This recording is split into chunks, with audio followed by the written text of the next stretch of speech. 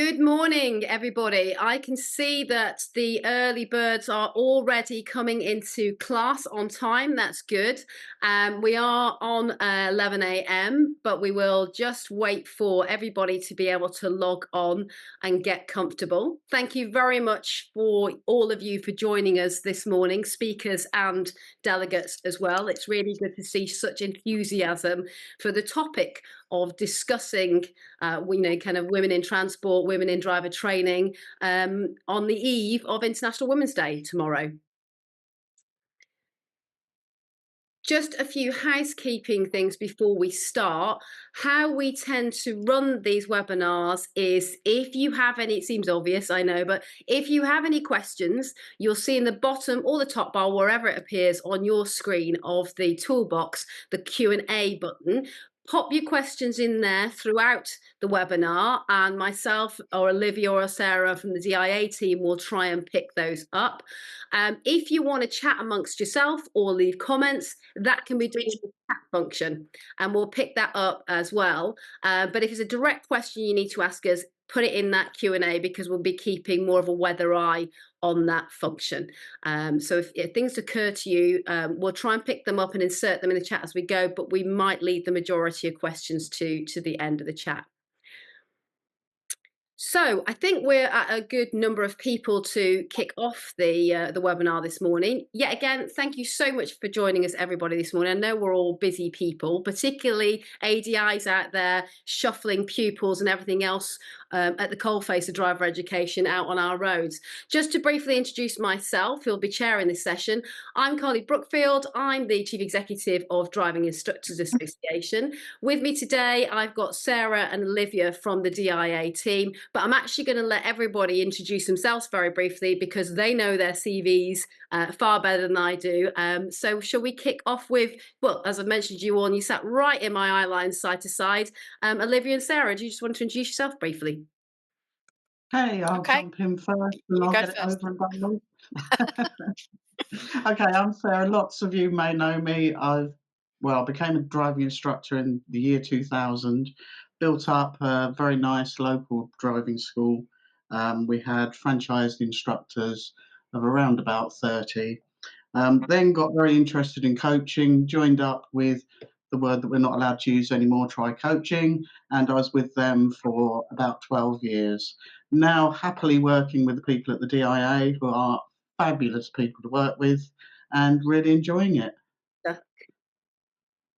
I'm Olivia. I've been an ADI for about 23 years. Over that time, I've worked with some of the big national driving schools, worked with AA for many years, very happy with those guys. And also, I still am a fleet trainer, and I've been an audit trainer as well. Been with the DIA for many years.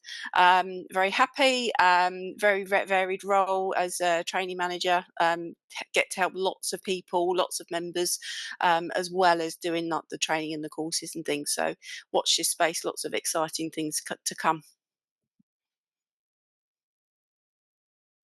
Sandra, just because you're in my eye line like celebrity squares here, in the order that I can see it, I'll go in that order. That's fine, thank you. So Dr. Sandra MacDonald Ames. So I have been an ADI. I was an ADI for 17 years, but I've given my ticket up. But predominantly for a lot of that was in the fleet sort of transport space. Now working as a practice lead for a risk management division for a motor insurer. So very much sort of the commercial sort of side of commercial vehicles, predominantly that.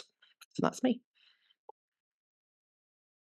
Okay, and then Marny, would you like to introduce yourself next, whilst I faff around trying to get the presentation up and be technically incompetent as usual? Okay, so I'm Marny Moruzzi. I am the Vice President of Women in Transport. I'm also in the day job a Senior Associate Project Manager for MacDonald. So I work in advisory for transportation and all different sectors of infrastructure. I am currently leading on a decarbonisation and electrification industry group for fleet. So that's probably one of the areas of interest here. Plus I have family members that are ADIs. It's quite a vested interest. Great. And Kathy, can I ask you to introduce yourself? Yeah, hello everyone, I'm Kathy Higgins. I've been in the driver training industry for 25 years plus. I am the secretary of the IMTD. I'm also a training quality monitor for across the board of the ENDOR schemes, which is the speed awareness, etc. Set up my own driving school, and I like to think I've inspired some lovely ladies through that driving school, and gents, of course. And I've got a lady called Leanne, who is my head training, who is currently delivering a classroom session, because I've written a series of classroom face-to-face sessions covering everything from fault identification to communication and things like that. I've been on Fleet Register for some time, on the Audit Register as well. So I've done quite a scope, really. So great. And Lisa, over to you. Hi, everybody. Well, I kind of have two hats. One is as an academic. I'm Associate Professor of Driver Behaviour at Cranfield University. And a few years ago, I set up PsyDrive, my own company, looking at delivering assessments, research and interventions for improved road safety. Thank you. Great. And Loveday, just because I'm staring at your little window now. Hello, everybody. I'm Loveday Ryder. I'm the Chief Executive of DVSA. Been in that role 4 years, but when I first started in employment, I graduated as a civil engineer, and so worked in engineering for some time, building roads and buildings, and then I went into digital. So really, I've spent my whole career, not necessarily in transport, but certainly in industries and sectors where there weren't many women. So used to kind of being not with many colleagues, and it's lovely to see, as over the years things change a bit. Great. And Sandra, have I done you? I've just lost track of my window. I think Liz is next. Liz is next, isn't she? Liz. Oh, thank you. Morning, everybody. So I'm Liz Box. Like a few on the call, I've got a few different hats. One of my main ones is I'm Research Director at the RAC Foundation. So we're an independent charity, and we commission research into all aspects of transport policy. So that can be road safety, environment, economy, and mobility related issues. Actually, it was interesting you saying there, Loveday, kind of where you started off. I started off as a transport planner, and certainly when I started off doing that work, there wasn't so many women or even younger people kind of working. So I was very fortunate at the time that there was a graduate training scheme in a local authority. I still don't know how few and far between those are, but hopefully we are improving access to that sort of role. Another couple of roles I have. So I also work as a behavioural science consultant at Copilot, where we're delivering educational interventions based on behavioural science. And I also run my own consultancy, ECM Research Solutions. So that's very much involved in designing and evaluating educational interventions based on my background of transport psychology. And lovely Lisa on the call was my PhD supervisor for 6 years from a couple of years ago as well. So yeah, a very important woman to me, and it's nice to be on the call with her today as well.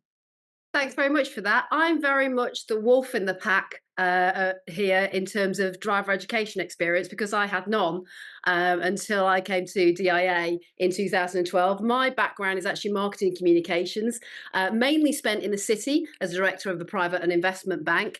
So I know lots about misogyny and chauvinism in the workplace because I work with private bankers and investment bankers. But being with DIA since we acquired it in 2012, learned a lot about driver education, but always keen to network and get out there and talk to the real experts, many of whom we've got here today. I'm very, very pleased to have such an illustrious panel. And it's exciting to see the diversity of experience, not just in the transport and driver education space, but in everybody's background here, which is, evocative of the fact that as a gender, we're so multifaceted and multitasking in general. So I think that's a good kind of spirit of the whole thing today. Got a little presentation to start us off, and then we'll move into some questions for the panel. Sidra, our training coordinator on the team, put this together from a survey that we did from our own membership, ADIs who are working in the actual field. And just looking at some of the figures of the driver training industry and the role that women play in that. At the moment, statistics are showing us that women make up only 26% of the UK's transport and storage workforce. Marny, feel free to correct us on any stats that we've used from your area. Only 15% of transport-related small to medium-sized enterprises in the UK are led by women. Rail industry figures show that 22.8% of employees are women, mainly non-transport roles. And in wider road transport and logistics, around 20% of the workforce is female, but only 1 to 3% is in those higher level positions. How that extrapolates over to our industry, in particular driver training, in April 2012, when the register of ADI stood at around 46,000, well, nearly 47,000 there, female ADIs accounted for 22% of that. In 2024, where we're actually at, again, we're not at the figures of 2012, but the register has exponentially grown with new PDIs coming into the sector over the last year or so. We're now more at that 25%, so slight increase in females coming into the profession and working in the profession, but still only accounting for a quarter of the actual register. There has been a slight decline in total ADIs, but there has been that slight increase in female representation. I expect, Loveday, that we'll actually see, with this new crop of PDIs coming in, that we'll see more women coming into the sector as we go as well. And then we will move into the questions. I'm just looking for we'll just go to the survey very quickly of the ADIs in our membership. And then we can kick off by actually talking about whether these challenges faced by female ADIs are things that have some resonance for the female professionals on our panel today. The female ADIs that we surveyed, 60.3% reporting experienced unique challenges as women. So things that they were experiencing, they felt were uniquely anchored with their gender. But, for the 40% said there wasn't something significant that they could say that experienced in their time as an ADI that was to do with their sex, as it were. Those who did report issues in their professional role, the main things that they were experiencing were aggression from male road users, work-life balance and well-being, maternity and health-related challenges, i.e. the menopause, pregnancy, etc., and societal expectations and stereotypes. Looking at the results of these surveys, are those issues that have got a resonance for our panel members? Yeah, I'd agree. I'd say very much so. Yeah, 100%. Absolutely. I was just looking up some of our data. So with Women in Transport, we've done surveys in the past, and you're very strongly correlating with some of the results. The one thing I would say about women in transportation, and I'm sure this speaks for ADIs, we're very resilient. And actually the women that we have will turn around and say, and in our case, more than 70% said that they would absolutely recommend the industry to others. They love the industry. They love the work they do. So we're in a space where, there's a resilience there, but we're also very willing to keep working in this industry and actually see some benefit to it. Okay, so that's good to see. Well, it's not good to see because we don't want anybody experiencing challenges. But today and International Women's Day to be all about celebrating achievement. But I think we can beget further achievement by recognising the challenges and working out ways how to overcome them. So we've got to start with where the challenges are.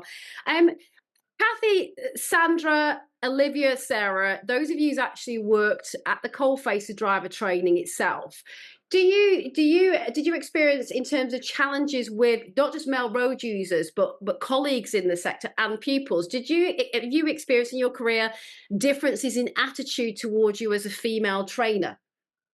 I'd like to say no, personally. Because I can't tell how people are going to react to me or how they're reacting to a male trainer, because you're dealing with that on a very much one-to-one basis.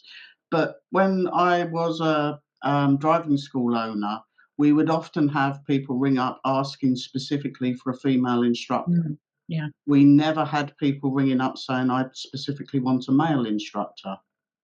And I spoke to some of my colleagues this last week, knowing I was coming on here, and said, what is the perception of a driving instructor? If I say to you, there's a driving instructor parked down the street, chatting away with a colleague, would you picture a woman or would you picture a man? And they all said, well, I'd picture a man.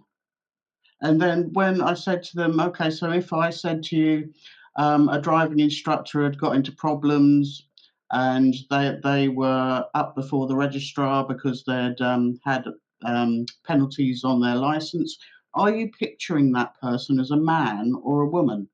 And they all said a man. And I said, well, okay, so if you had a driving instructor who's having difficulty with childcare, is that a man or a woman? Everyone said, oh, that's a woman. So it's this perception and this stereotyping that is natural to everybody. Everyone sort of has that perception about them. And I don't know how we change that. Yeah. Well, yeah, for me, I've got to get this off my chest. If you look for a stock photograph of a driving instructor, it's always an older male teaching a young female. Yeah. When I wrote my book, I had to specifically get someone to take a photograph for the cover of my book because I could not find a picture of a woman teaching a man to drive. And if you have a look yourselves, you'll be far between. It's always an older man teaching a young, pretty girl to drive. Yeah. I've had an experience when I was teaching learners many years ago around sort of London, South London area, where I turned up for a new pupil, knocked on the door at the time, and the father answered the door and sort of looked me up and down and sort of said, well, who are you? What are you doing here? And I explained who I was and why I was there. You know, got your son for his first driving lesson, and he said, "No, you're not. I don't want a female. I want a man to teach him." So sent me on my way. So that wasn't a nice experience. Luckily, that was the only time, I believe, but that wasn't pleasant. I had a similar thing on the fleet side. Went to do some fleet training for a company, I think it was in Manchester, got to reception, here to do training for so-and-so. So they rang through to the person. He said, oh, I think it's okay if you say ROSPA, your ROSPA trainer's here. And he said, tell him I'll be down shortly. And she went, it's a woman, like that on the phone, standing there thinking. And we'd like to think that we're in the year 2025, that things have moved on radically since then, but we'll all still experience situations where we're not necessarily introduced or kind of pre-introduced, as it were, by our name going into a meeting or into a discussion. And it's clear there is an expectation that there's a man coming through, particularly when I'm in my investment mode with my partner. They will expect him to be taking the lead in the discussions rather than me. So yeah, I can understand that in the on the ground floor, when you're going into transport environments in particular, there is an expectation that those coming in to do audits and analysis and actual training, they think it's going to be a bloke that's going to walk through the door. Yeah, and sorry, Sandra. I was just going to say, I mean, I can echo what Sara said about in terms of expectation of a man, and very often when I was used to be teaching in car, there would be actually a lot of my female pupils who would have come from a male instructor, and perhaps it hasn't worked out. They didn't have that relationship, perhaps that empathy that you expect. But what I found, and I've spent obviously a lot of time now in that sort of transport kind of world, if you like, the logistics, is that there is that expectation that you will be male. I have been asked for my qualifications in the past, and I've had to reel them off. I've also, I'm a qualified transport manager, but delivering, for example, CPC to truck drivers, I did have a transport with the owner of the company, and he looked me up and down. And he said, "Well, what are you going to know about driver's hours, love?" Unquote. And I literally had to demonstrate my ability to be able to stay to deliver that course. Now that, if that had been a male instructor or a male trainer, they would never, ever have asked that question. But there is that expectation that women don't work in transport and logistics. Yeah, and why not? That's a historical thing, isn't it? I mean, on the flip side of that, people's expectations of a nurse is still a female. And yet we know there are many, many, many male nurses, and they obviously have to come up with those justifications. Why are you doing a woman's job? Why are you doing and that kind of thing? I think it is improving in terms of, I suppose, that sort of the age thing. I think, the younger drivers that are coming through, and perhaps the younger generation, are more open to the fact that we can split these careers. Whereas certainly the older generation, and certainly some of the drivers that I deal with, thankfully a lot of them are kind of falling out the system. It does leave us with a driver shortage, but they are kind of going away. And actually there is that more sort of open, yeah, do you know what? Actually, you can do the job. Why not? So it is improving. But I think it's like Liz said, is, she came in as a transport planner, very early on. We need to get people very early on into this industry and actually let them rise through the ranks, because transport planning is very often the sort of the starting point, and actually let them see that there are so many job opportunities out there in this space, and not, let them run to the hills and go, I don't know what's available. There are so many opportunities, but we need to get them in young. I mean, when you talk about driving examiners, most people still think that they're going to get a male. I had a student I took on test years ago who turned up on test day with a low-cut top, a short skirt, and made up to the nines. I said, why are you dressed like that? Oh, well, the examiner's going to like it. And well, the examiner might have liked it, but she was very professional. And when she came out of the office door, my pupil whole body language fell to the floor that there was a female examiner. I mean, Loveday, do you get these reports from female examiners having that kind of, oh, it's a woman shock still? To be honest, I've not heard it. I mean, it's interesting because our statistics are pretty much the same as what Carly said for the ADIs. So we got 24% female at the moment. And, I cannot understand why it shouldn't be 50% to reflect society. It just seems to me, not having heard that actually it's the ADI population that is equally with those statistics. It just seems strange to me that we're not, there's 25% missing. We are finding in other areas, so obviously we do vehicle testing as well. So vehicle enforcement, the percentages are a lot lower. Again, the industry percentage is lower. So I think, for us, the way we're addressing it in vehicle is through apprenticeships, and actually on our apprenticeship schemes that we're getting in, attracting them right, from school leavers, we're managing to get perfect diversity, both ethnic and everything else. We're getting some fantastic intake. The challenge for us will be being able to keep that all the way through. Yeah, I was going to ask you, Loveday, actually, about the experiences of your female staff teams, because obviously you've got that driver side of things, but the MOT side of things, I would see, was being the MOT station world being still quite male dominated. So you see the same challenges for your female team members in those worlds that the ADIs are reporting. Yeah, I mean, I'd love to say it wasn't a challenge for us, but patently it is. And DVSA itself is still pretty male dominated. So we are really, really trying hard to increase it and make it feel like a more friendly place to be. I think the challenges you put up here, Carly, are exactly the same, whichever part of the business you're in.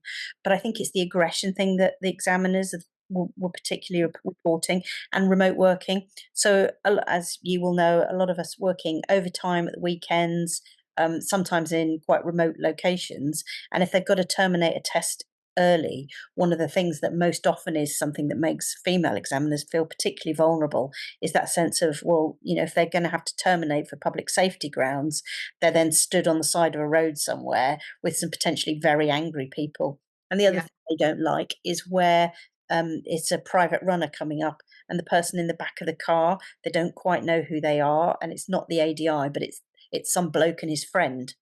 That's really bad. So we're doing quite a lot of work to look at how we manage remote working and what kind of, we've got webcams, the body cams obviously, but what other protections can we give to our female colleagues, well, to everybody in fact, to make them feel safer in the car. Yeah, I mean, we did a while ago, actually. We probably need to get it out of the dust it off. We did a lone worker presentation, Olivia. Do you remember we did some work with Susie Lamplugh Trust on that? And that was for our male ADIs as much as our females, but strategies you could take to protect yourself, but also some apps and some tools that you could use. So that would be good to share with our membership again. Marny, I'm going to come to you to make a point, because I can see you've very politely raised your hand. Thank you. I was just going to add into there that we have, as Women in Transport, as a not-for-profit organisation, we're coming up to our 20th anniversary later this year. One of our key pillars, we have 4 key pillars, and one of those is women's safety. And originally it was about women working in the network and certainly, you know, working in the industry, and we've actually expanded that now. So some of the work that we do, you know, British Transport Police and what they're doing in terms of passenger transport and how we can keep people safe. But one of the things we come back to, and especially when we talk about, you know, instructors and, you know, HGV drivers, it's really maintaining safety in isolated positions. How do we keep people safe? How do they feel safe? The perception of safety. So there's a lot of work going on in pockets. But one of the things that, you know, Loveday, I love what you were saying about, you know, still male dominated, but 24%, and you're getting the apprentices, so you're doing all the right things, but perhaps the networking of our industry isn't strong enough, that perhaps we need to be sharing, and that will aid the retention. But I feel like in some of these roles, the retention and safety have to go hand in hand. Yes. Yeah, I think it's very different. In the banking world, there is a lot of networking. There's a lot of women in business. There's a lot of women in investment, a lot of women in banking. And to be fair, in that world, we're quite bullish individuals, so we will kick that glass ceiling right through if we have to. And there's a lot more opportunity and discourse going on about the issues. I think, even though the city is a very old-fashioned beast still in many ways, I think we need to borrow from other industries where there has been some good practice and see out what we can bring to our world. So I think this is a topic we're kicking off with a webinar, but I think like anything, it's got some strands that we can develop in other ways. Elizabeth, kicking over to you. Oh, thanks. Yeah, no, it's really interesting to kind of hear how things are happening for people in the driving instructor community in terms of delivering that training. I was just reflecting on in the world that I tend to work in, which is, and I don't know if others are experiencing this as well, but you end up with some positive discrimination, which I think is a kind of a stage we're at, and hopefully that will disappear as well eventually once we get the right number of people with the right skills at the right level. But I think we're all very familiar of the whole manel when you go to a conference and there's just a panel full of men. I've certainly had the experience where people have contacted me saying, can you join the panel? And you're like, well, actually, that's not my core area of experience. Are you just looking for a woman to join this panel? Because I'm not interested in that. I want to join when it's actually relevant to do that. Carly, you might have found this as well, Lisa, too. Certainly with media requests, we want a female voice. Well, okay, but what about have they got the relevant skills and experience? That's ultimately important, and I'd listen to whoever all day long if they're the right person to listen to. So I kind of just hope that in time that will become less of an issue, because we should have more 50-50 representation of that skill set, that you can draw on the right person for the right job, and it doesn't really matter what gender they are. So maybe it's just a phase that we're in, and it's important to kind of get where we need to get to. Yeah, it's like a set of scales, isn't it? We didn't have enough in one direction, but then we kind of tip over sometimes, and we have too much of a bounty of, you know, kind of women-centric focus in things. It's just like, I don't want to be introduced, for example, at an event as the female CEO. It's like, I'm the CEO. I don't need it qualifying for me in any way. And I was just about to say to you and Lisa, in your specific roles in the kind of research psychology and also quite a lot of corporate advisory on driver education, have you experienced any of the, not necessarily the safety issues, but any of the similar kind of issues like male aggression or, you know, or behaviours that, you know, are quite challenging? Well, I certainly have. I mean, I started my PhD in driver behaviour in 1988 when things like this were rife. You know, people wouldn't, or men wouldn't think twice about saying whatever they wanted to say and do whatever they wanted to do in the workplace. Obviously, the things have changed dramatically, but I'm not sure to what extent they've disappeared. I think it's gone underground in some cases. And, you know, certainly there's been times when I've been giving talks at conferences. I never forget the one that I gave to hundreds of male driving instructors at a conference, and nearly got lynched, you know, because of the controversial things that I was talking about, which kind of flew in the face of everything that they believed that they knew. You know, of course, now 25 years later from that event, there's a general acceptance of everything that I was saying back then was true. And I think that in a way, you kind of get this kind of quite black and white thinking that can occur around the sort of differences between the genders. And I think, it's going to take a long time, and it's changing, but it's very challenging sometimes still. Yeah, Liz, I know exactly what you mean about manels, because you will often stick out like a sore thumb in a panel because you're the lone female in there. Mm-hmm.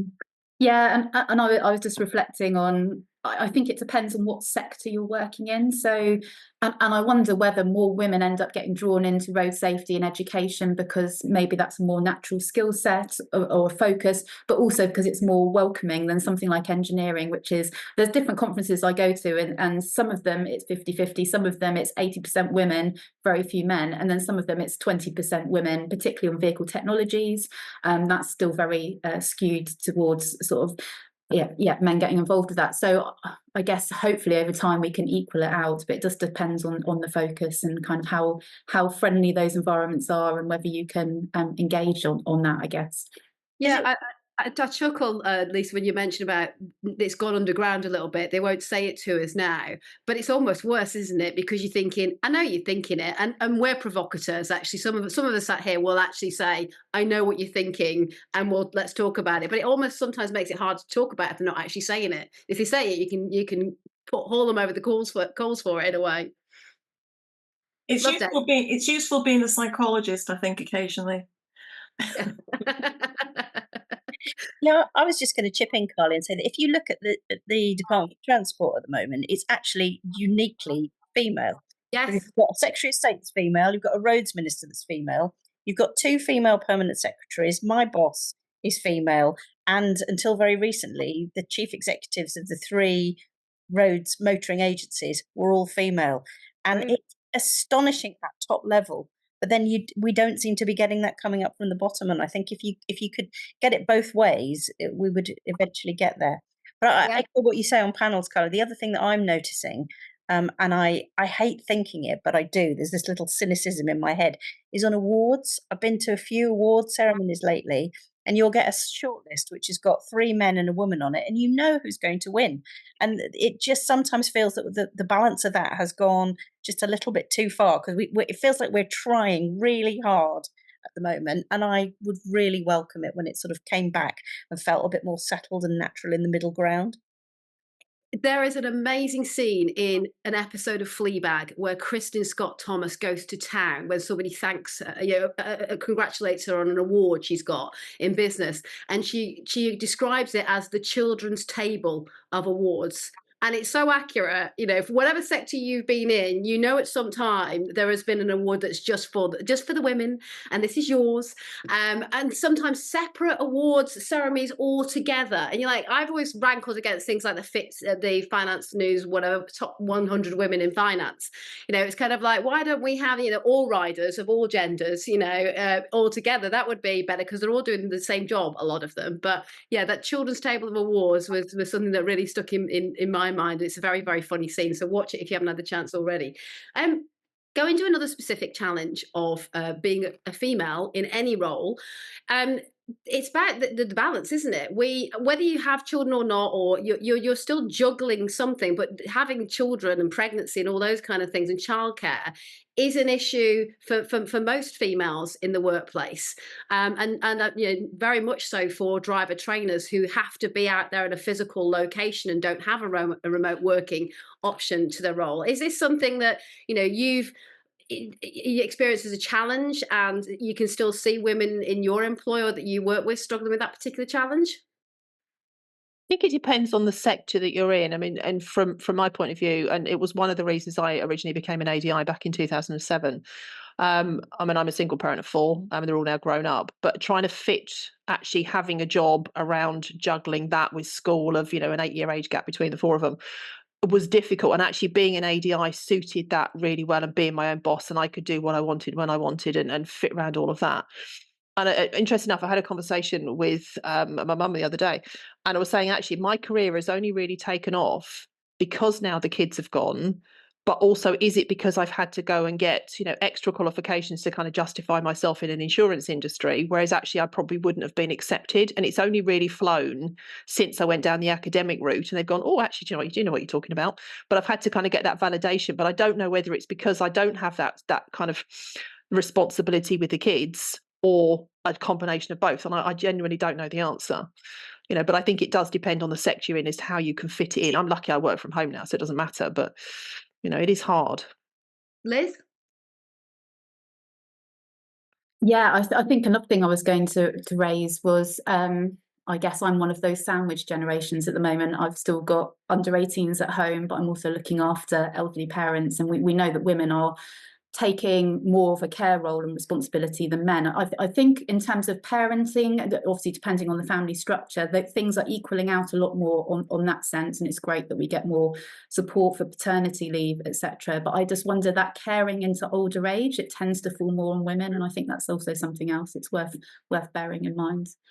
Yeah, that's a very good point, actually, Marny, because you're looking at the broader theme of women in transport. That sandwich generation, as Liz points out, that's the added challenge, isn't it? That the holistic family burden that is placed upon women as a primary carer in a lot of family dynamics. It certainly is. And what we're finding is it comes along just as you hit that point that you're the role model. So you're the role model, you have experience, you are in a position where, your career is taking off and moving forward. Suddenly you may have children, you may not. And then there are other challenges like menopause, and I know that will probably come up after this, but we very much buy into the International Women's Day theme this year of accelerating action. So at Women in Transport, we've been really busy doing white papers for government to go, well, actually, these are the challenges. Last year, we did a white paper on the motherhood penalty, and really what those challenges are of being a mother in the industry, so within transport. And a bit like, with an ADI, you've got to be in a specific location, or you might get stuck in traffic, and there's all kinds of different things that can happen. We see similar in areas like construction. If you're constructing something in the transport network, then actually you have to be there. You have to physically be there. So there are different challenges, shift patterns, for example. There's lots of these things. And we moved away from doing the motherhood penalty last year to now we're looking at menopause. But these are all life events and life changes that impact predominantly on women. Yeah. We've also got, exactly as you say, the intergenerational workforce now, where we're not just seeing two generations in the workforce, we're sometimes seeing three.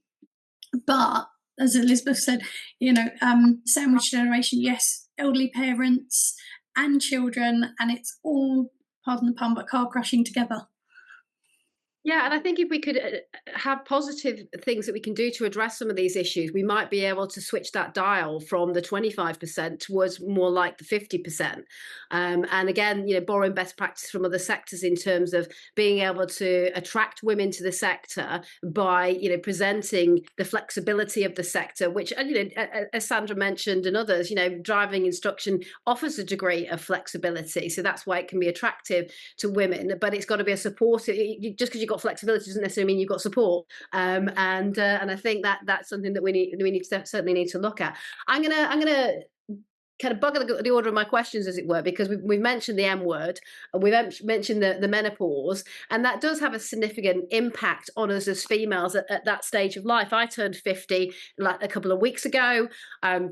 I'd avoided going on HRT for some reason, because as a marketeer, I'd rather pay lots of other marketeers to make me pay for lots of tinctures and herbal remedies that don't go anywhere near addressing my symptoms. It's only when my well woman's nurse said to me, do you want two women in your household going through hormonal change? Because my daughter was 12, 13 at the time I was thinking about it. And that was a big trigger for me to start managing my perimenopausal symptoms at the time, and now full menopausal, because that clash of the titans, that is a young girl going through hormonal change and her mother going through it, and you're supposed to be the grown-up in the room, in that scenario, and you can't really manage it with all those issues, plus work, plus other family commitments. It's a big smash of stuff happening, and for trainers out on the road juggling all of that and in wider roles, we could probably do more about raising the awareness of what things we can do to help us going through this time, and educating those around us how to help us through this. Is this something that you think is an important focus, everybody, for our sector and wider transport? Sorry, Dean. Sorry. I actually, interesting enough, I wrote a guidance document last year. We write them for our clients, and it's 2-3 pages on a particular topic, and perhaps sometimes if a client's raised it or we think it's industry relevant.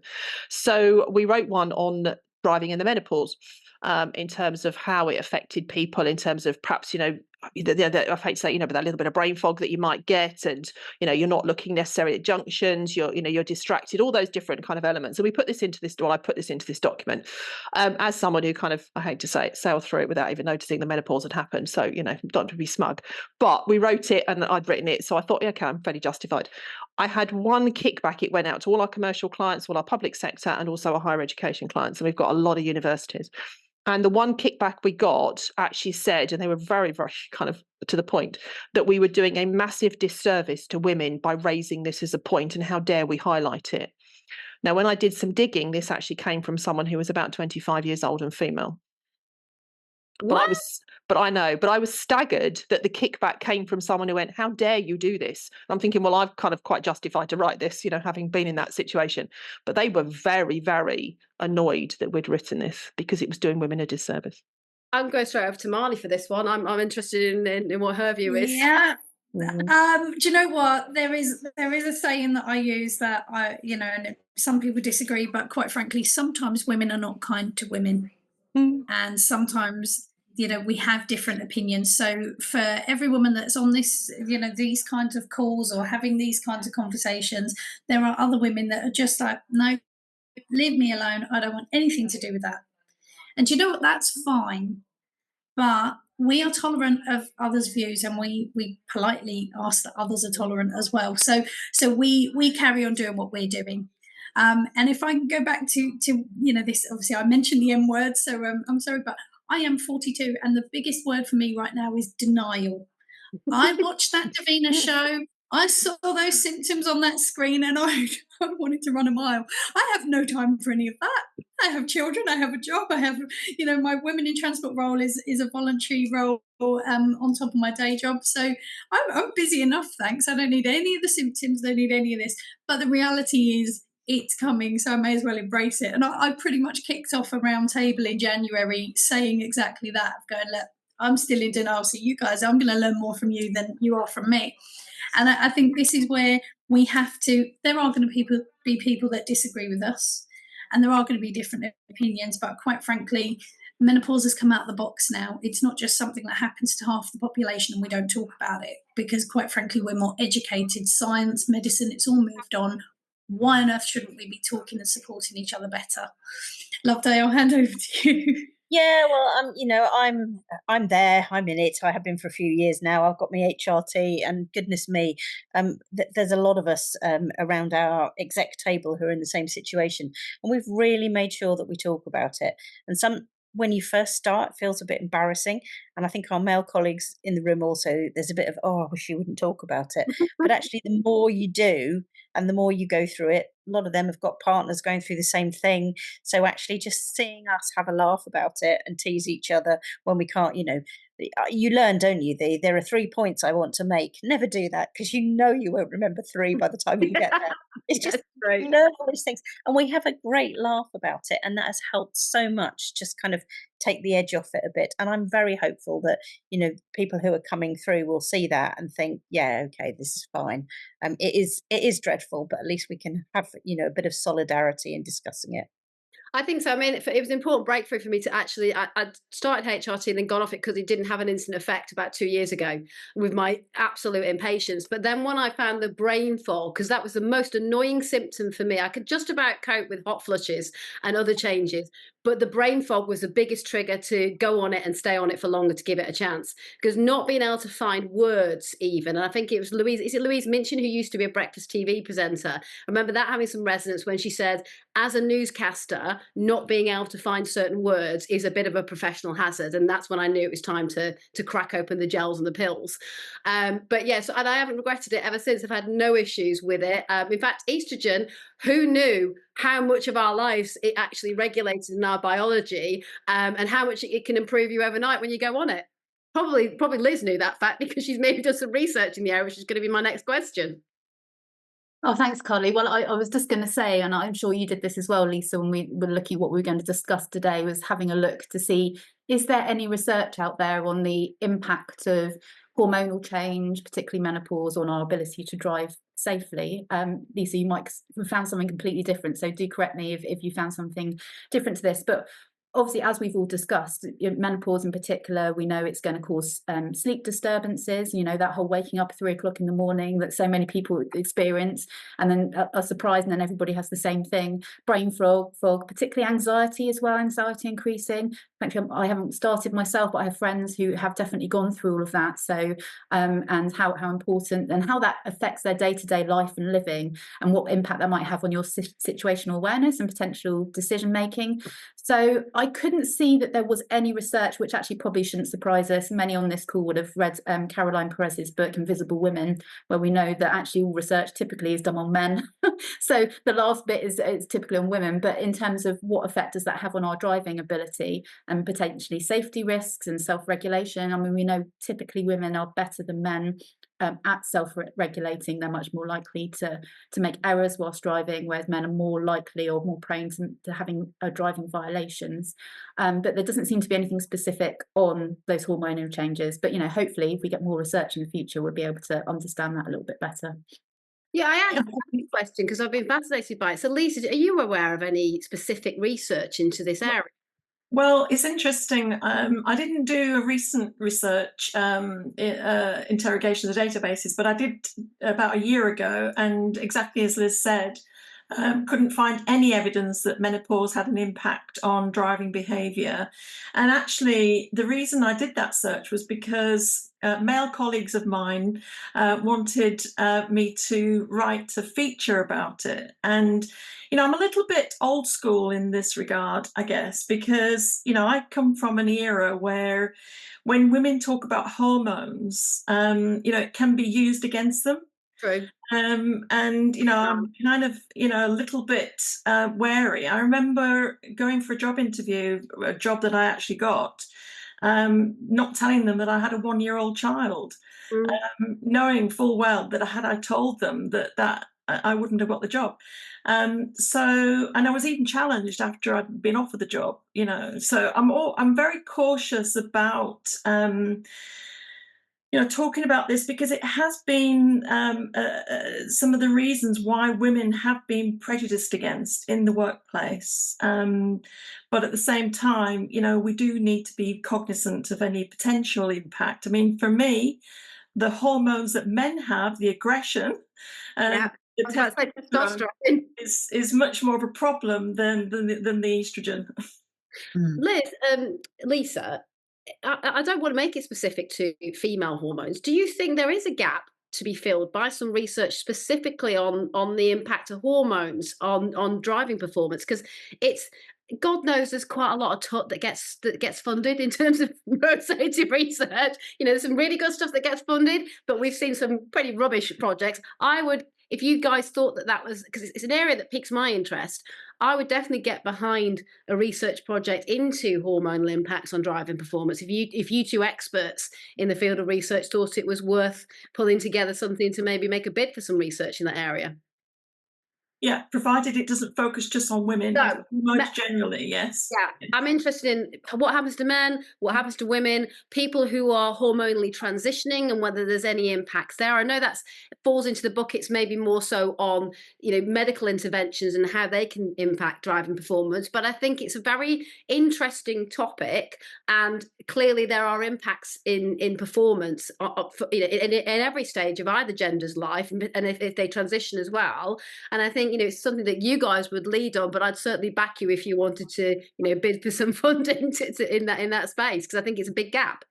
Yeah, no, I think that's an interesting idea, Carly. I mean, I think wherever existing research is limited, or often we end up using anecdotes, it probably indicates that we need some more evidence behind what we're saying. Yeah. Maybe we chat about that as a future project, that for the next kind of road safety round of funding from there. Marny, I'm going to come to you on that one, because you'll obviously have that wider perspective across the whole of transport. Yeah, absolutely. And I mean, we know that, again, going back to what was said about the Caroline Criado Perez, but we've read this and we know that the research, isn't quite there. I actually think that's a fantastic idea, and there's a couple of comments in the chat that are alluding to doctors and the producer from the Davina program who should be able to help. So it sounds like you've got a whole action plan out of this, which is fantastic. I actually wanted to come back to the point about competitiveness. So when we start talking about symptoms and we start talking about performance, and then suddenly we start talking about how performance might be impaired, how ability might be impaired if it's driving or otherwise. And I think that is where we start touching nerves.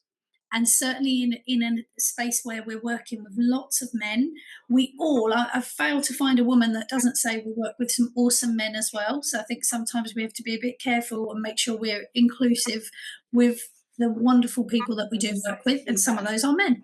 But I think it's really interesting that we sort of have this competitive side of things where actually, if we're going to compete effectively with our peers, we have to be peak performance. If we're talking about progression, if we're talking about leadership, if we're talking about skills growth and, becoming a subject matter expert or something, anything that impairs your performance becomes a little bit taboo. So who wants to go into a meeting and go, hey, can we open that window? Because, I'm not in that space yet, but I know it's coming. And it's being confident enough and being empowered enough to actually say, well, this is actually happening. It's fine. It's manageable. And I'm getting on with it. But I think at the moment there's a fear factor of actually trying to pick up on those symptoms and be honest about those symptoms. And certainly if you are competing for a new job or competing for a career change, you're doing something, it's a bit of a worry for some people. So I think we just have to just consider that.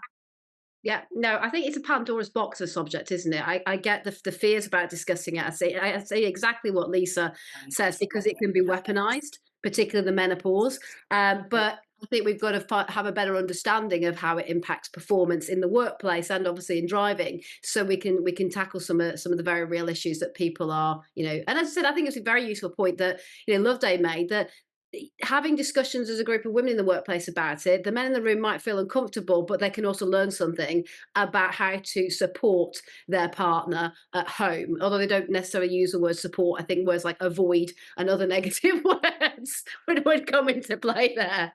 I just wanted to touch on Lisa and Liz and Sandra talking about unique female experience. Sorry, Kathy, I just see your hand up there.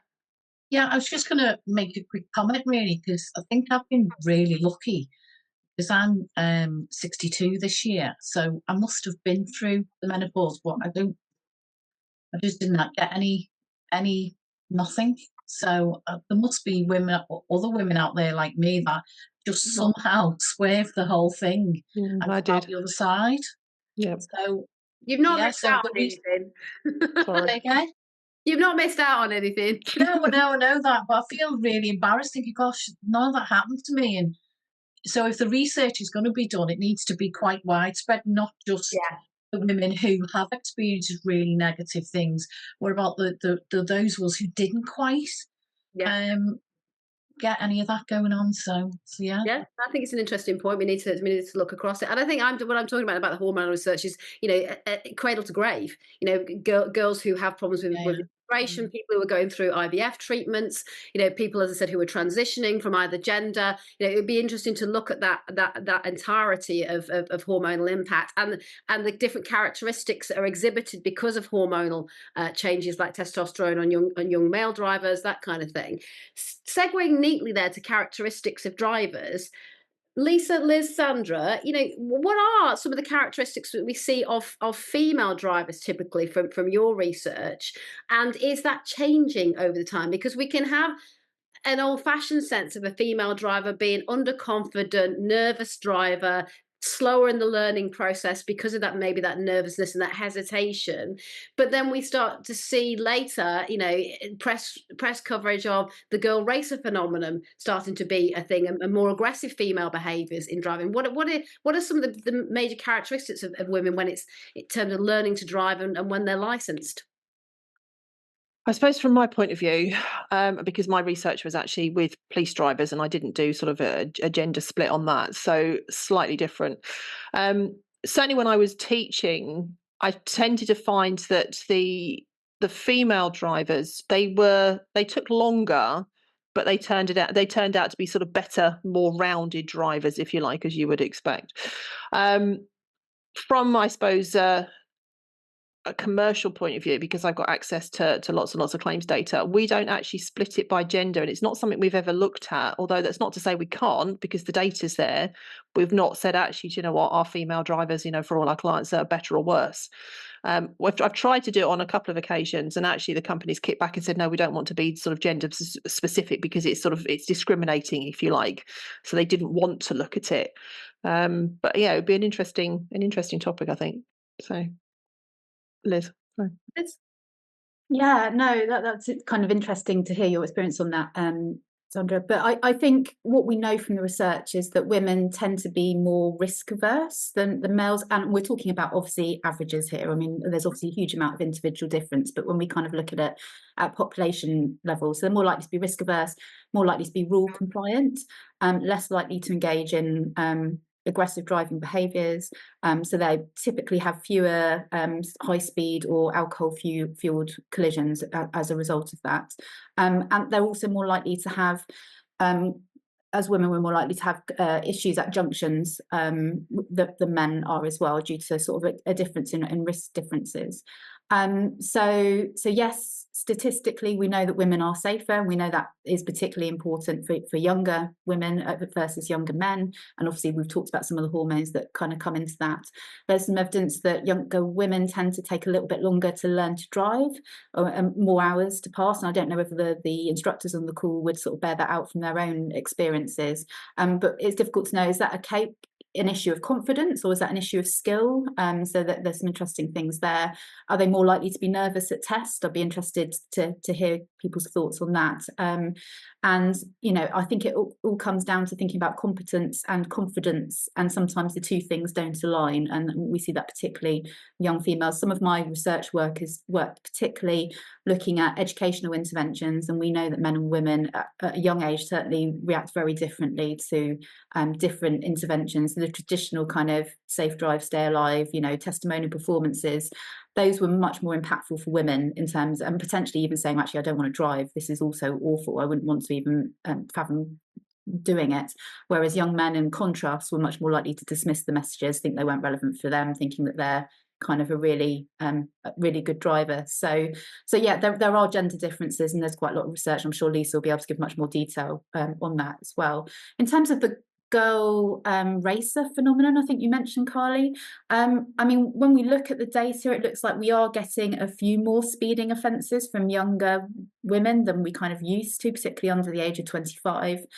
We obviously know that more women are engaging in sort of motorsport, high performance vehicle usage, so there could be an element of change there as kind of societal norms change around the culture of kind of gender and kind of what that means, but still overall we know that young women are at less risk than young men, and I guess it would be interesting to see how the cultural changes play out over time, but I guess it's something to look at, but at the moment we're not seeing that sort of phenomenon coming through in the data.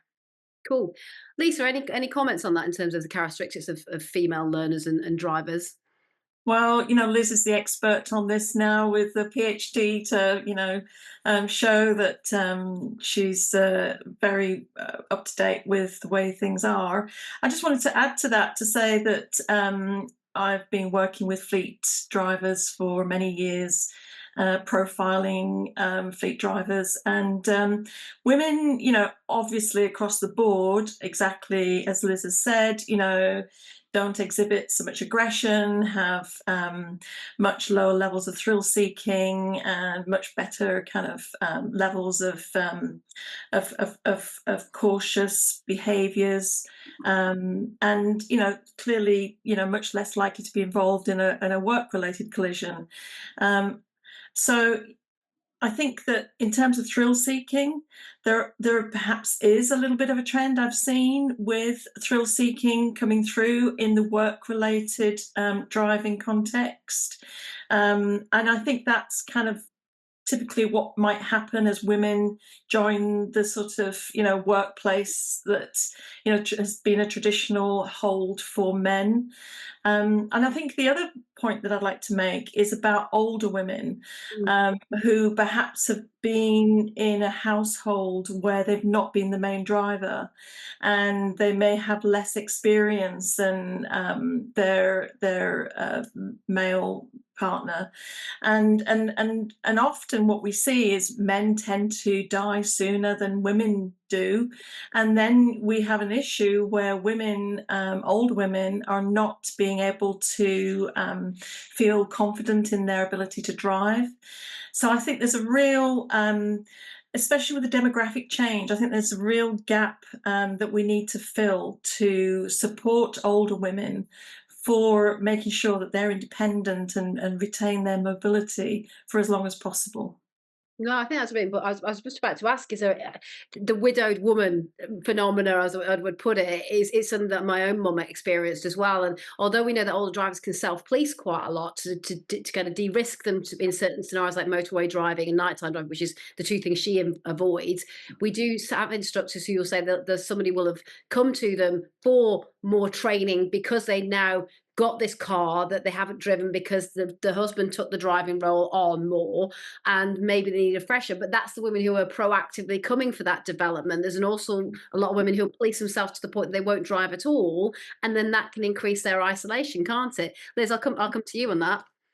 Yeah, no, thanks for mentioning that, Lisa. I think that's a really important point, the older generation. We've kind of done some work on that, the RAC Foundation, over time. And what you typically find is that women are much more likely to give up sooner than they potentially need to, whereas men are more likely to carry on for longer than maybe they should. So there's sort of that difference between the two groups. And when we've looked at, well, what are some of the preventative measures? Some of the preventative measures is often people will retire, they'll move to the countryside, they will rely on driving, there's not a good public transport network, and won't necessarily think about, well, what's the next move? Are we going to move into a town so we've got access?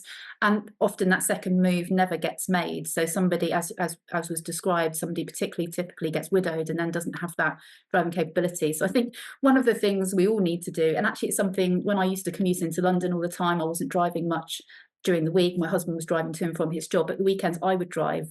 I'm quite happy driving. I would say he probably enjoys driving a little bit more than me. But it was important to keep that driving skill up. And we still do that now to make sure that we're both driving the same amount of time, roughly.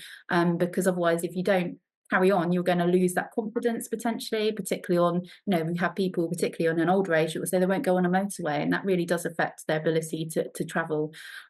So yeah, older, really important. The other thing I was just going to say about the gender differences, it's interesting, we are seeing a shift, but when you kind of look at the population, what you find is that women typically are much more similar to each other than men are. So men are much more likely to be on the extreme ends of a personality scale, which is why you see more risk taking or a greater difference amongst men as a population. So it was interesting if we are starting to spread out that bell curve for women as well, that we're starting to see maybe more risky women than we have in the past, and whether that's culturally driven, who knows, but that's traditionally why we've seen that big difference. I do get a difference in attitude as well from even my own friendship group. So most of my friends tend to be in that kind of late 30s up to 60 kind of age range. But my mum's mainly that I met in the school environment, plus older friends from childhood. And they still have friends affecting surprise or saying, or an attitude of, I wouldn't do what you do to the continental driving that I do, because obviously I'm a commuter across the continent on a regular basis. I'll do tens of thousands of miles a year like that. I'm in some of my happiest places driving on my own with just a dog in the car. Because for years I've got away with saying to my daughter and my partner, you're better off flying, me and the dog will go overland, and we get a 3-day mini break out of that, and it's marvelous. And also I can't work, I can't take calls, and I have 5 or 6 hours of uninterrupted pleasure, even though it's monotonous motorway. So I'm a real advocate for women getting behind the wheel as much as they possibly can. But I also see it in my mum that I've actually had to start insuring myself on her car if I go and visit her and I haven't got the car, because I know we won't be able to go to many places if she's driving, because she will police herself, not just at night and motorways. She'll also say, I will only go to certain places where I know the roads really well. So I think for female trainers on the call, if you're not already doing that, and male trainers, sorry, that we will have on the call as well, maybe some targeting in your marketing towards that kind of forgotten group of older drivers who may not come forward themselves seeking out that development and refresher training, but if they see some advertising that, you know, appeals to something in them that might want to do it, and they feel that there's going to be a good person there sat waiting to help them, that might be a nice thing to do in your local community, is to reach out to those kind of people and offer them somewhere where they can comfortably feel that they can come and refresh their skills and get more comfortable behind the wheel as well. I'm just going to very, very briefly touch upon, because we're right at the end of our time here, an important issue, which is, you know, I'm sure Marny will lead the discussion here, really, because she's got the insight across women in transport roles. It doesn't strike me as the biggest issue in the world for driver trainers, because of the fact there is a lot of setting of their own rates of pay in terms of what we do. But some may lack in that risk-averse box the wherewithal to think they should charge more in terms of instructors. So trainers not necessarily hit as badly because they're not kind of dictated to about pay by an employer or by an industry standard. But I do sense that some of them are a bit underconfident sometimes, valuing themselves and putting that hourly rate up. But Marny, do you want to weigh in on the gender pay gap in the sector? Yeah, so it's really interesting, actually. The discussions about gender pay gap kind of bubble along. And if we go back about 3-4 years ago, it was everywhere. It was quite trendy to talk about it. We were seeing it all over the place. Now it's a little bit more piecemeal. We're not really looking so directly at the numbers. I think exactly what you say there. Hopefully women that are ADIs are able to price accordingly, price to their skills, price against their peers without any sort of confusion. Hopefully that's the case. But there are lots of other areas where women are employed in the organisations that support this industry, you know, so whether they're working for, you know, the DVSA, or whether they're working for, you know, the trainer groups themselves. I think someone earlier was an insurer, and sorry, I can't remember who it was, but working in the risk area of insurance. Me. All of these areas. Yes. Hello, Sandra. Sorry. Hello. Completely. Sorry. No. So I think it's really important to recognise that it does still have an impact. And essentially, as a whole industry, we are still not there yet. There are some pockets of best practice. There was a lot of confusion. We hear less about this now around the actual way that the pay gap is calculated. No, well, it's the data set. We've had that excuse right from the off. Well, it's not necessarily our business or our model or the way that we're paying women, but it's the way that the data set is you know, broken down. So I think if we look now, the trends are showing some improvements in some areas, but there are aspects of transport where we either don't have enough data, or we don't have the data at all, or the data is showing it getting worse. And I won't, forgive me, but I won't pick on individual bits, because there may be people on the call that go, oh, actually, that's wrong, and I don't want to be too spurious about it. I think for me, the crux of it now is we know from the areas where we do have data that it's not improving at the rate that was expected, say 3-4 years ago and beyond. I think now it's a case of looking at what actions are we taking to address the pay gap? How are we getting into the detail of the data sets to make sure that we are seeing the true picture, and is that picture positive? Now, I think overwhelmingly there are areas that have improved, and I think we should celebrate those, but there are other parts of the industries that just need a little bit of a nudge. It's something that we were talking about mid-year last year, May 24, I think, thereabouts. We had a session about it.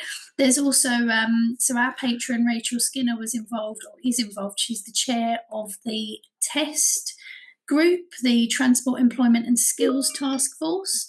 And this has been a very live topic for them, that they are still looking at how we can improve those data sets and how we can look to the future and improve the overall. So it's not an over-exciting picture, but I think we celebrate where there are improvements, but we be realistic about what the data is showing us and take action where we need to. Yeah, I think it's giving women skills, isn't it? That actually they have the confidence to go and do the research of what is going on, you know, across the genders, and then having the courage to go and ask in a nice kind of formal way, but actually say, do you know what? No, I think I'm worth more than that, and here's my evidence. You know, so you've got something behind you to go and do that. You know, whatever sector you're in, it's just skills. Valuing ourselves. I think, in any profession, we have a slight detrimental characteristic as females, that we can sometimes undervalue ourselves, and we take on a lot more in our roles sometimes that we don't value and price like we should do. We don't necessarily go and ask for more for doing the more. So I think, encouraging females to be able to have that confidence to value themselves and give them the tools to know how to do that value and exercise properly, to be able to go out there and ask for the bigger salaries if they're employed, or have the conversation that if you're going to ask me to do more and carry on doing this role, I need to be at more senior pegging, or if I'm valuing my hours as a commercial thing, then that hourly rate needs to go up, and I'm worth that, and I'm worth more than that as well. So I think there is a good conversation still to be had about that. I'm going to focus on the future. I think we talked about a lot of challenges, a lot of issues, a lot of positive things that we bring to the role of training, we bring to the role of wider driver education research, we bring to transport as well. In terms of the future of women in the industry, what are the things that we think we can do? And I'm just going to go around all of you for the last minute to change that dial on the 25% and get it moving more towards the 50%. So starting with you, Sandra, because you're right in my eye line right now. What do you think is your kind of takeaway that we can do to encourage not only women into the industry, but women who are already in it to keep going and aiming further? I think you need to show people how diverse this industry is and what the options are. Because if you'd said to me 20 years ago, as a little ADI in the middle of Wales, going, well, do you know what, you're now going to lead a risk management practice, I would have just gone like, yeah, whatever. So actually showing people what options are out there and how many careers you can actually have, but still be in driver training, transport, road safety. Yeah, good. I think the diversity one is good, and people not really realising the range of what we do in this world. Marny? Okay, so for me, 2 points. One, retention is key. And I think we are starting to see, the entry level and certainly career changers and that, seeing how they can embrace transport as a potential career option, which is fantastic.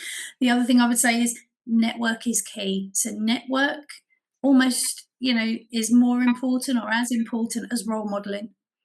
So you can be the role model, but actually you need a network still. And I think sometimes we look to, where we're fewer in number, we look to the women and think, oh, they're doing great. But actually we need to network and we need to support each other. Yeah, I think that's a good idea. And actually, as the largest ADI association, well, actually, we're also the largest association, but from all trainers, rider and driver, that's something we should probably take the lead on, particularly as with having a female figurehead and quite a female dominant team as well. So, note to self, DIA team, we need to set up a networking group for women in the sector. And maybe we need to look at lots of and I don't mean sub in a inferior way, but lots of subgroups for specific areas of trainers, because women aren't the only ones who might feel a little isolated at times in a profession that can be very isolated generally. Loveday, some final thoughts from you about encouraging more women and retaining them? Yeah, I mean, I think in terms of getting them in, I think it's getting into schools, getting into career education, job fairs, and actually presenting some credible role models who can tell it how it is. But I completely agree with Marny's point on network. And I think that, just looking at the chat, Andy said Chippenham 50-50. Recruits into Chippenham Driving Test Centre are going to have a great time. If you're recruited into one where you're the first one in or the second one in, it's not going to feel quite so good. So I think for us as an employer, it's thinking about how we can support through networking and through contacts and things like that, so that people do feel themselves supported and know who to turn to while they are sort of, in those lower percentages.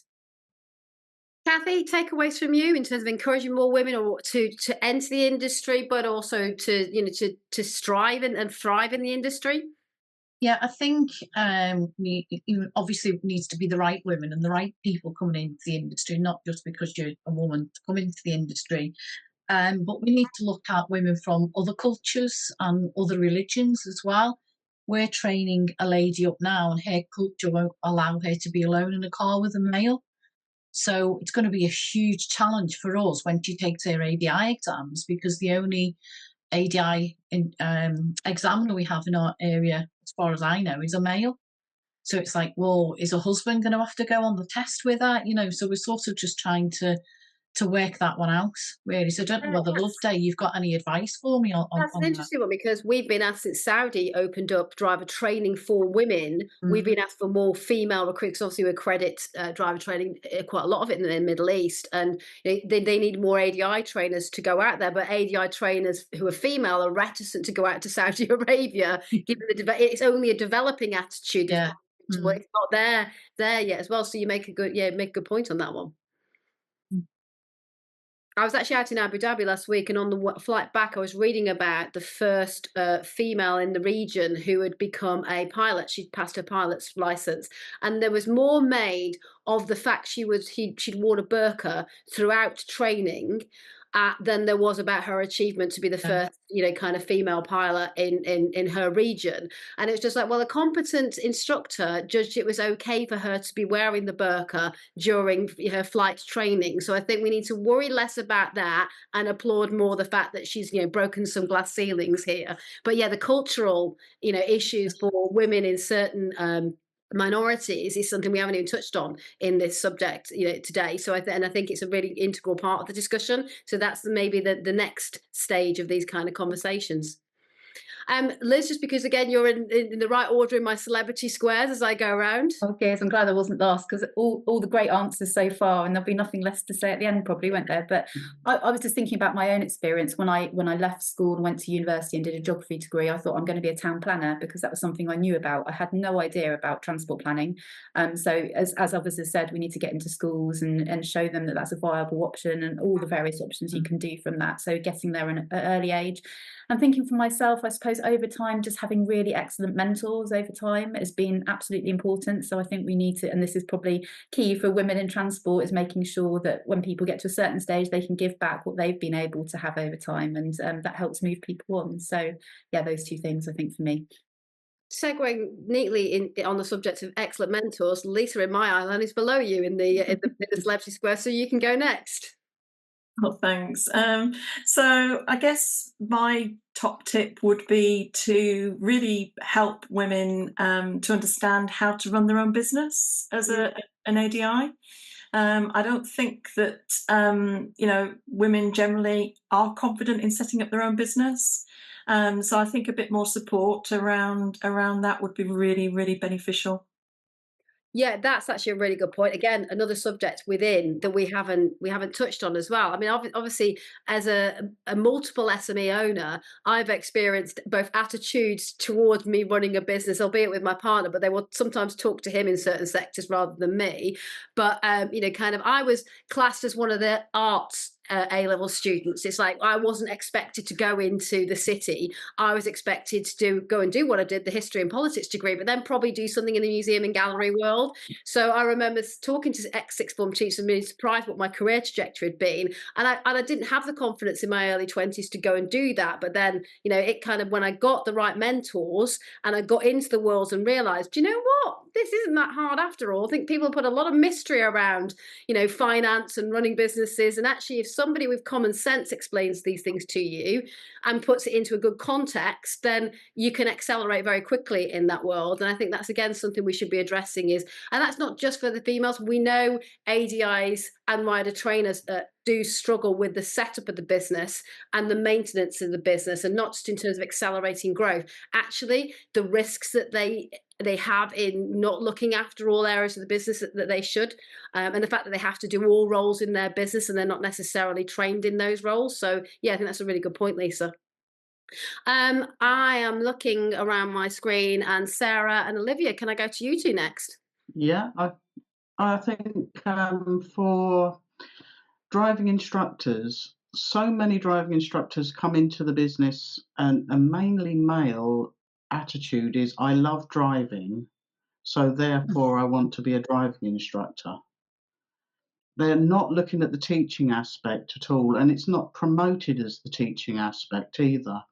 And I think more women are attracted because of the teaching aspect, but it's only a very small part of that advert. Yeah. I think if we wanted to have more women in the industry, we need to be pushing that as what the career is about. And it is more of a teaching role, and women are more attracted to teaching roles than men historically. Yeah. So because it's seen as, oh, someone who loves driving. Well, lots of female driving instructors have come into the business without actually having that, oh, I really want to be a fantastic driver attitude ever in their lives. Yeah. But they do love teaching. And it's a role that requires massive interpersonal skills, like any training role does. Yeah. And there's softer skills that, you know, women are particularly good at. So I think if we can emphasize the training and education role versus just somebody sitting in a passenger seat telling somebody what to do, and the coaching aspect of training that modern driver ed educators know about, but, you know, people outside the industry are still thinking about, sorry to say, the old white male instructor. You know, that's another perception we can change of the role itself. Olivia, over to you for final thoughts. Yeah, so just sort of building on your last comments, really. So looking at sort of transfer of skills, the education, you know, what industries women may have come from, and what we can use to put into the role as an AD. I mean, women often have, not saying that men don't, I'm not saying that at all, but often sort of very high levels of emotional intelligence, and they often demonstrate that by kind of managing their own thoughts and emotions, and obviously dealing with that of their clients as well, whether it's a learner or whether it's fleet or whatever it may be, and regulating that, along with the challenges that we've discussed today, lots of women face with like hormones and imbalances and things like that. So I think that, you know, there are lots of great roles and for women to come into, you know, it's a great role for women to come into, and it would be lovely to see some more. And maybe we could sort of somehow sort of build or promote, emphasize, you know, women, you know, what are we good at, what are our key core skills, what are our strengths, play to that with attracting more into the industry. Yeah, I think this is a topic that can actually, you know, run and run, quite frankly. And I think it's triggered some thoughts about things that we, you know, the tentacles that can we can grab onto things. I'm just thinking, Loveday, in terms of examiner recruitment, some of the attributes, that the positive things that we talked about today could maybe come out in campaigns for examiner recruitment just as much as when we look at, you know, kind of pre-PDI information, and advertising to PDIs about coming into the profession. Absolutely. And actually, the thing that for me, the dial I've been trying to change in the examiner community is really focusing on the people skills to get people to address nerves at test. You know, that split second, how you come over when you greet them in the waiting room, just helping them relax and drive to the best of their ability. That's something I think that is, you know, that people skill element is something that is women are absolutely brilliant at. Brilliant. Well, thank you so much, everybody. We're now at 20 minutes over, you know, kind of very much evoking that hackneyed characteristic that women like to talk. But we like to talk because we've got lots to say. And for a very, very long time, some of what we had to say was completely ignored, not just in this sector, but historically. So leaving that final dig in there. Thank you to the men that turned up today as well. Good to see you supporting your female colleagues in there. Sorry we didn't get around to everybody's chat comments and questions, but we have taken those on board, and we'll further develop this theme in other conversations that we have. Thank you so much to my illustrious panel today. I think in this alone shows the diversity of skills, backgrounds, you know, and kind of knowledge that we have just in driver training and education in itself. And I think we need to capitalize on that and work out how we can, you know, collectively be the role models for, you know, future generations of females coming into it. And I'll be having conversations, hopefully, with all of you about things like setting up a network for female driver trainers. And Marny, definitely get you involved in something, because there's a wide range of topics that you're so on top of in terms of women in the transport workforce that I'm sure we can borrow some stuff from you for future webinars. But Liz and Lisa as well, maybe we have a chat offline about maybe, you know, cap in handing it for some research that you guys can look into as well on the fronts that we've spoken about. So thank you so much to everyone today. Thanks for really enjoyed it. Attention. Yeah, I think it's been really good. Thanks, Kathy. We'll let you know as we develop these conversations, and hope you all enjoy International Women's Day tomorrow. You'll note we didn't do it on the day because we wanted you all as hard-working women to have that lie-in tomorrow, and we expect you all to be pampered, just like Mother's Day in a few weeks as well. But we all know that those expectations aren't always delivered on. All right, thanks everybody, and have a great you. Take care. Thank you. Bye everyone. Bye. Bye bye.